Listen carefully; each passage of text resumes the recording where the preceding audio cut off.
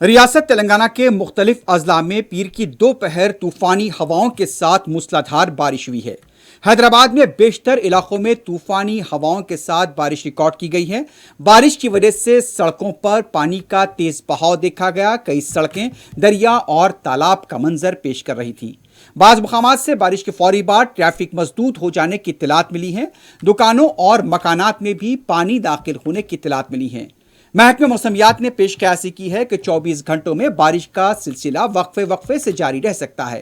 شہر میں بعض مقامات پر درختوں کے گرنے اور برقی کے مسدود ہو جانے کی بھی اطلاع ملی ہے۔ جنوبی شہر یعنی کہ پرانے شہر کے علاقوں چار مینار، حسینی عالم، یاقوت پورہ، جہانما، چندران گٹا، بارکس، چادر گھاٹ اور اس کے آس پاس کے علاقوں میں شدید بارش ہوئی ہے۔ اپل، الوال، رامنتا پور سے بارش کی اطلاعات مل رہی ہیں۔ دلسکھ نگر، چیتنا پوری، سرو نگر اور اس کے آس پاس کے علاقوں میں شدید بارش دیکھی گئی ہے۔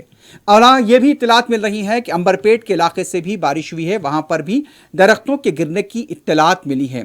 شہر کے بیشتر علاقوں، اگر ہم بات کریں ویسٹ زون کے علاقوں میں، ملے پلی، نامپلی، مہدی پٹنم، ٹولی چوکی، شیخ پیٹ، حفیظ پیٹ، گولکنڈہ قلعہ، کاروان اور نامپلی سے بھی بارش کی اطلاعات مل رہی ہیں۔ ایسٹ زون کے علاقوں سے بھی بارش کی اطلاعات مل رہی ہیں۔ سکندرآباد اور اس کے نواحی علاقوں میں بھی شدید بارش ہوئی ہے۔